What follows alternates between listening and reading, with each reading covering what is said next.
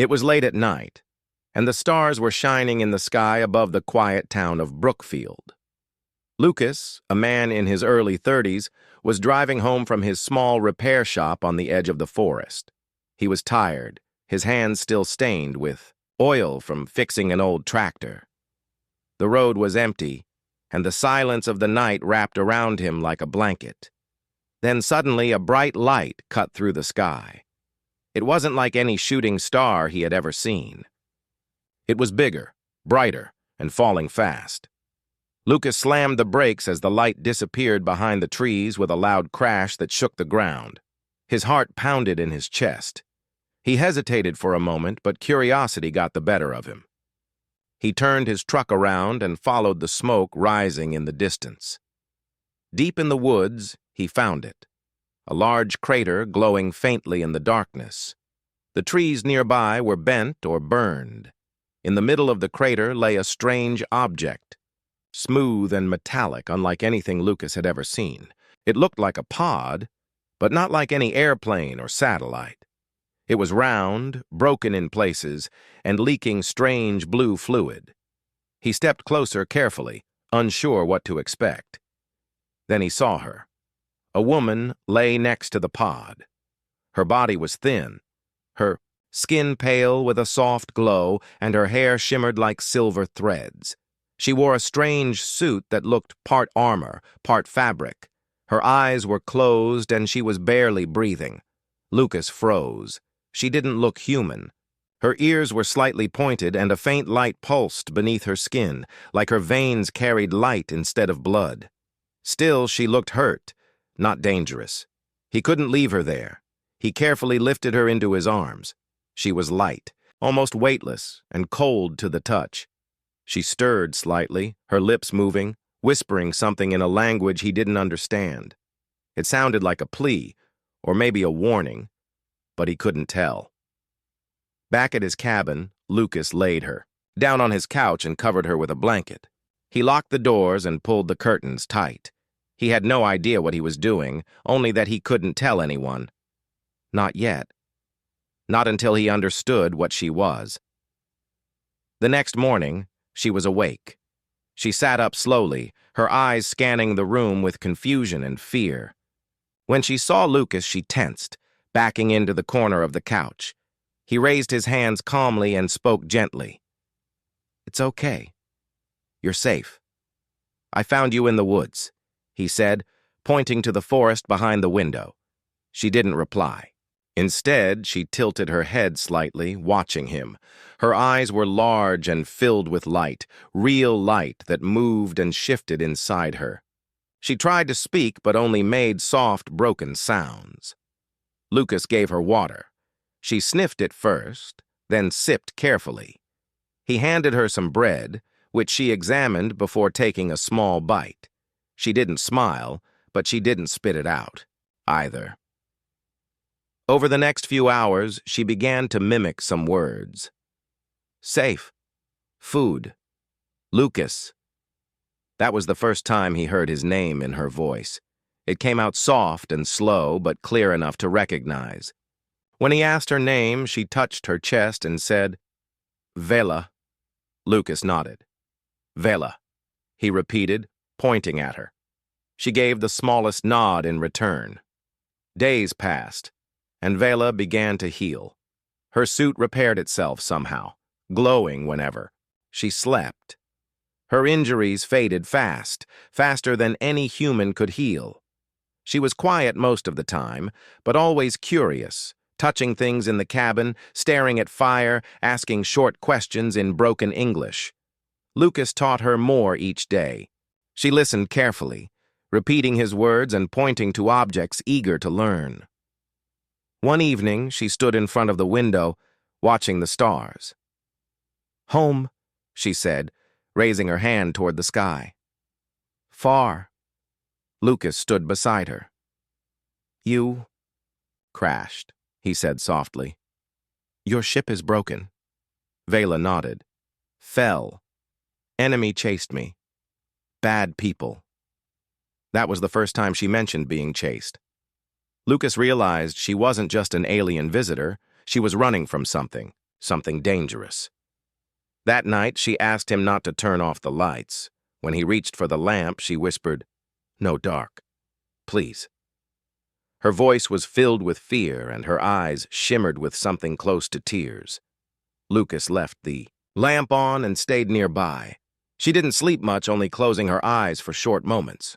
Whenever there was a noise outside, a bird, the wind, she flinched. She had come from a world far away, across the stars, and now she was hiding in a small cabin on Earth, afraid and alone. Lucas felt something stir in his chest, a feeling he hadn't known in years. He wanted to protect her, even if he didn't fully understand why.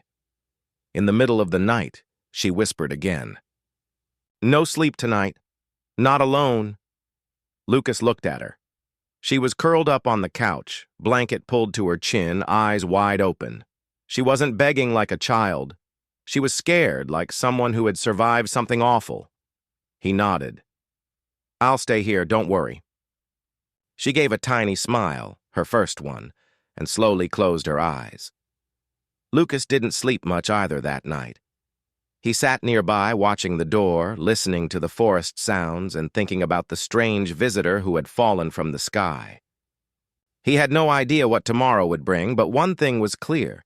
His life had changed forever the moment she crashed into the woods. Days turned into weeks, and slowly, Vela began to adjust to life on Earth.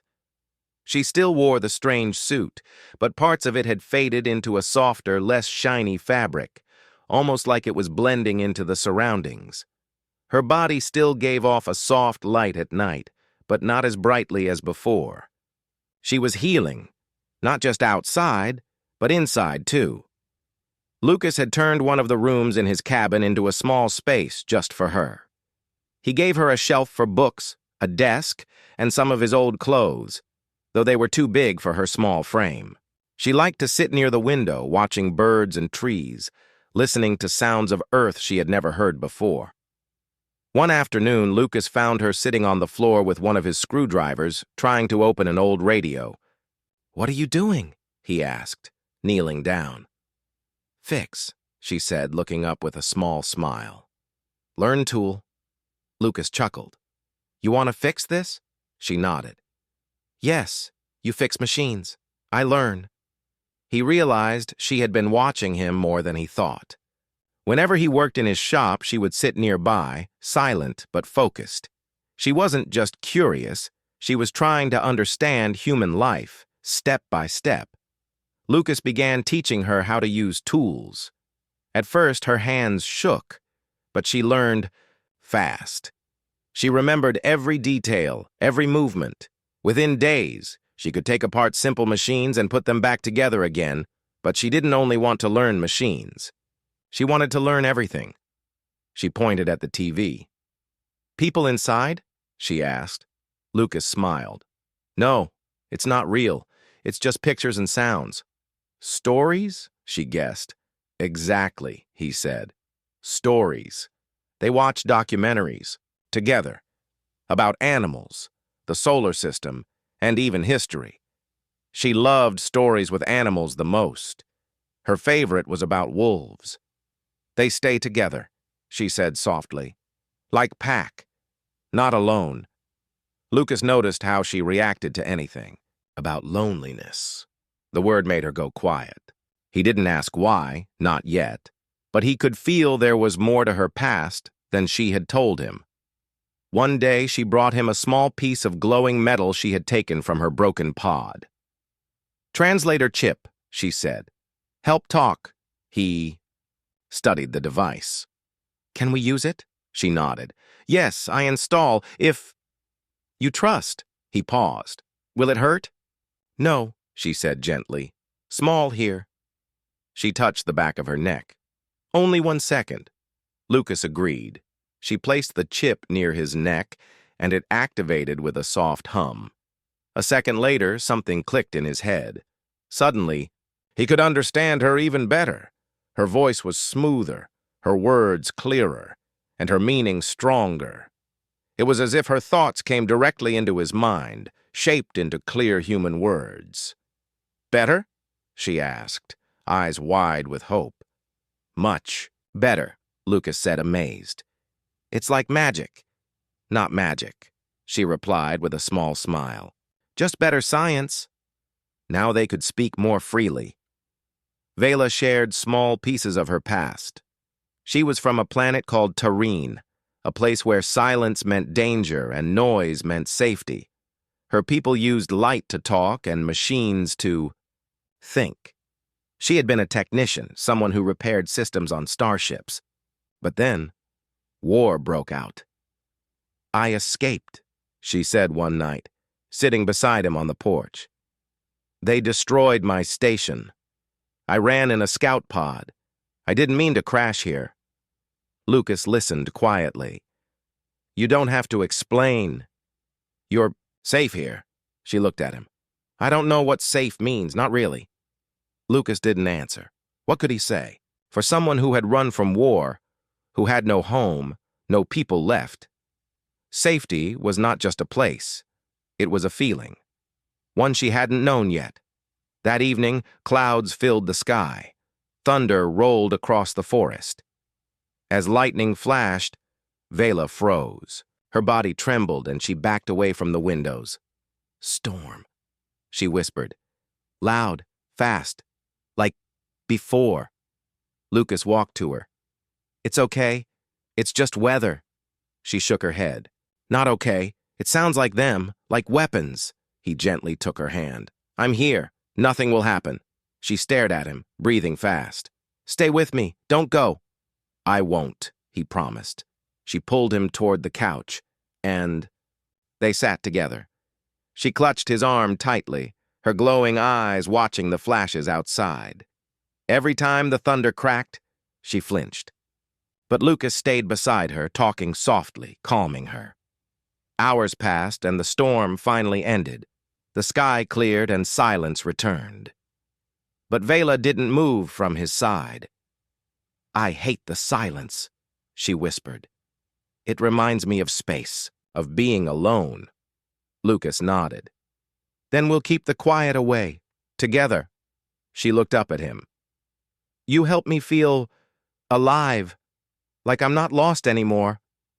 Lucas wasn't sure how to respond. He had never been a hero or someone others depended on.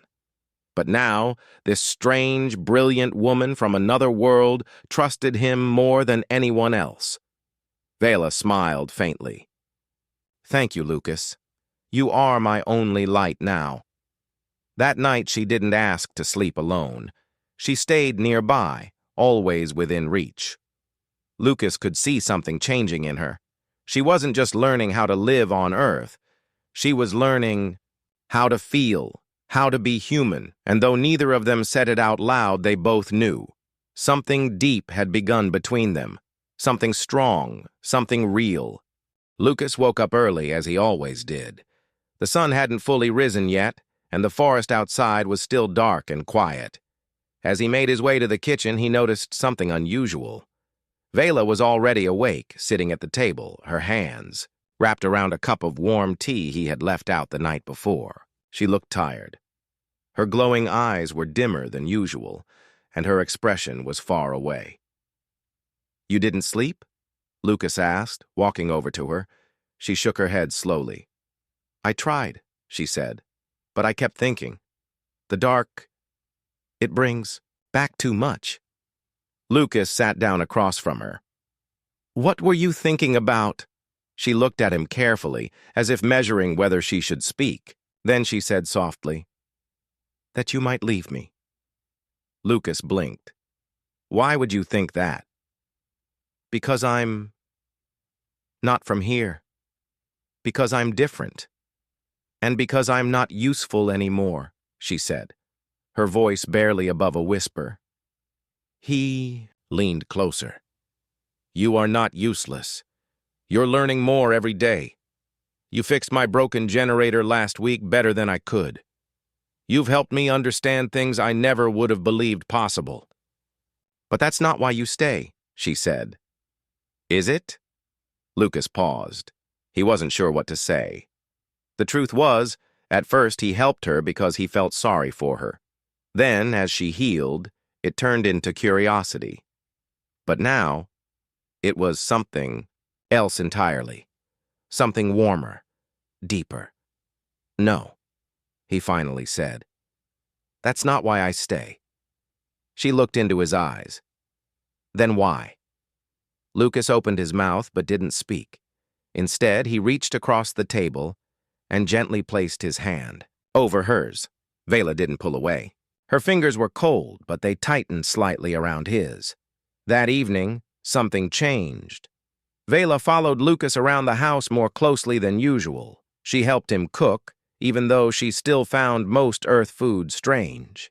She insisted on organizing his tools in the garage, lining them up in a way that made him laugh. That's too perfect, he joked. I'll never find anything again. But she didn't laugh. She looked at him seriously and said, I want to help. I want to belong. After dinner, the two of them sat outside on the porch, watching the stars. The sky was clear and the moon was full. Vela's eyes glowed softly under the moonlight, reflecting the stars above. Back on my planet, she said, I used to dream about Earth. We had stories about this place, beautiful skies, freedom. But when I arrived, I wasn't ready.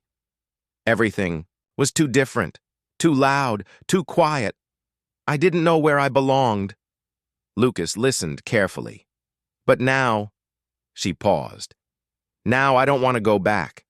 Not because it's dangerous, but because this feels more like home. He turned to her. Because of the planet? She shook her head. Because of you. The words hung in the air. Lucas looked down at his hands, unsure of what to say. Vela reached out and gently touched his arm. Her voice was soft and filled with fear, yet hope. Tonight, I can't be alone. Not even for a moment, she said. No sleep tonight. I'll do anything you want. Just, please don't leave. Lucas was surprised, not by her words, but by how much they meant. She wasn't asking for favors. She wasn't offering something in return. What she really wanted was connection, safety, to not feel alone anymore. You don't have to do anything, he said kindly. I'll stay. I'll always stay. She blinked, and a single tear slipped down her cheek. Lucas had never seen her cry before. He reached out and gently wiped the tear away. You're not alone, Vela. Not anymore. Vela leaned her head against his shoulder. I don't know how to be human, but I'm learning. Every day I try. Because of you. You're doing just fine, he said with a small smile. They sat together in silence for a long while, just listening to the sounds of the night.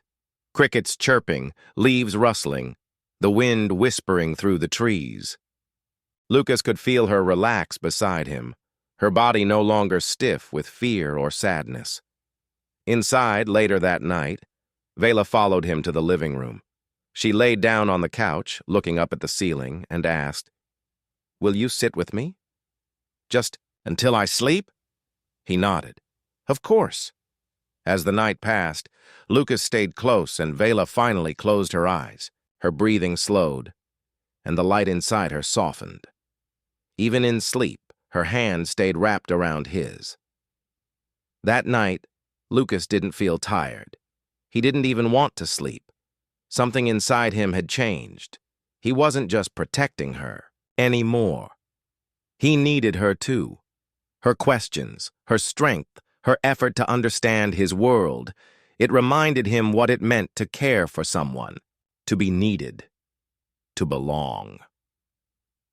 For the first time in a long time, neither of them felt alone.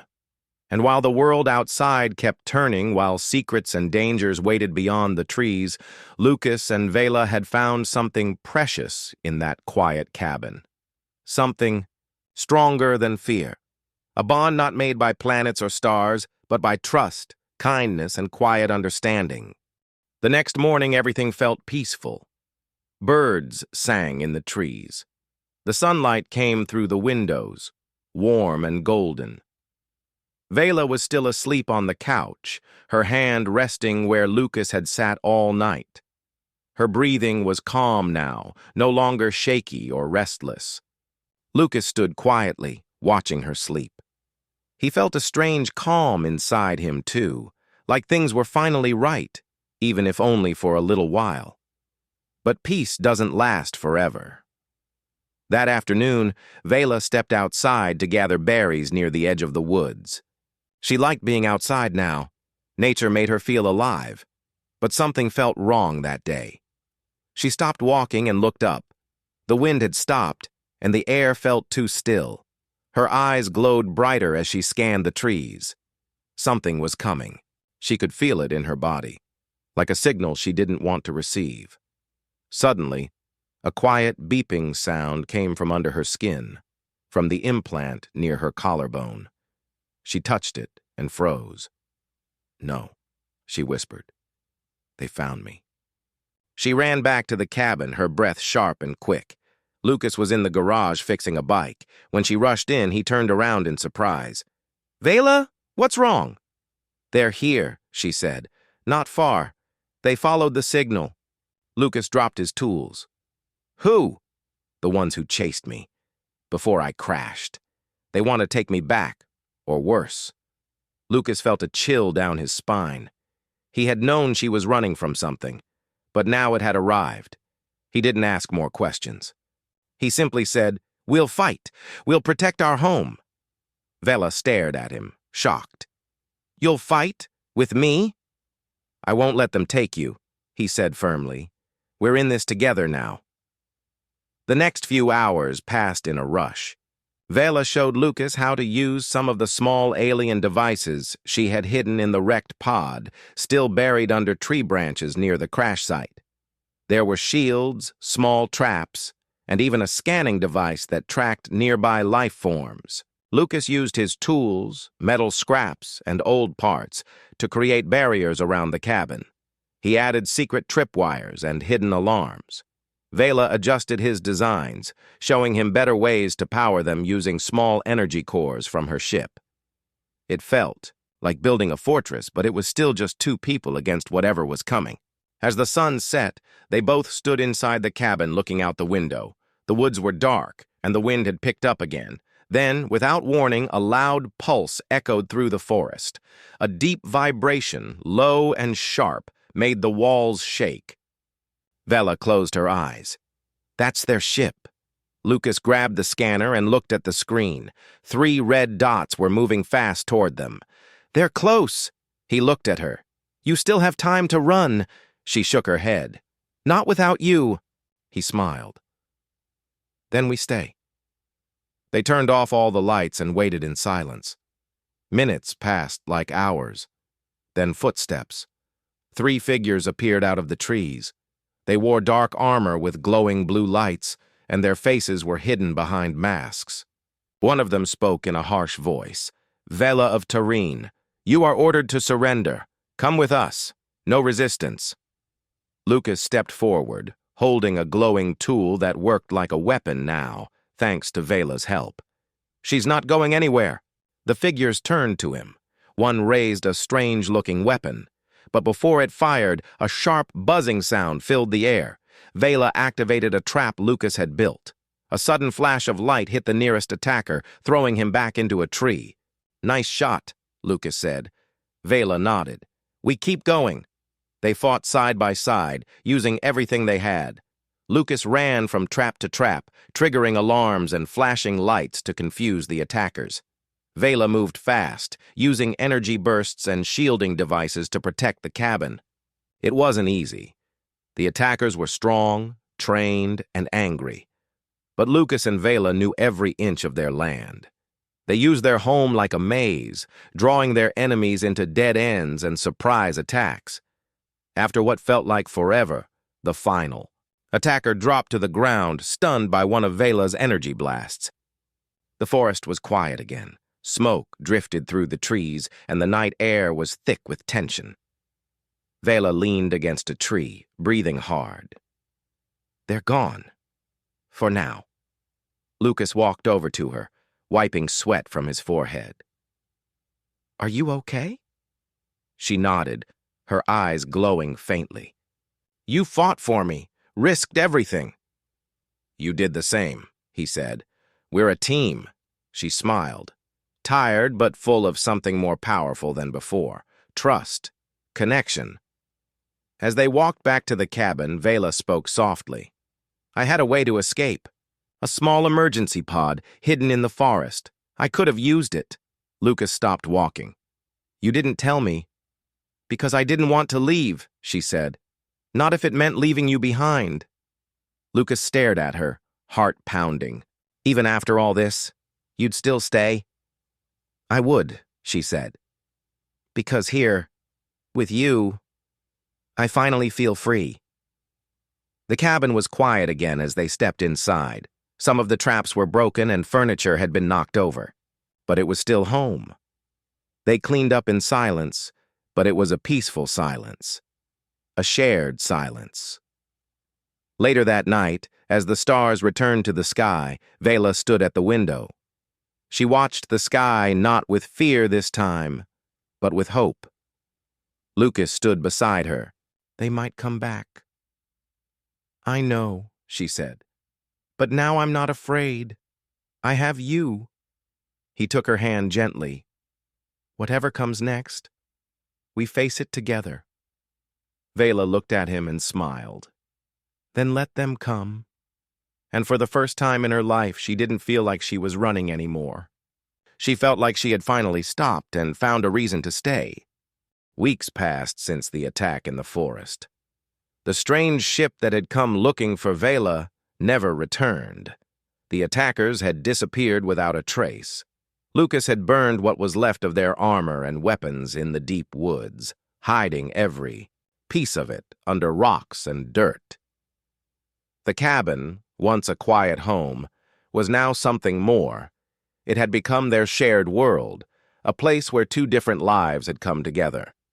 Vela spent most of her days helping Lucas with repairs around the cabin and in his workshop. She had learned so much. She could now fix old radios, clean engines, and even weld pieces of metal together with a steady hand. Lucas often joked that she might soon be better at his job than he was.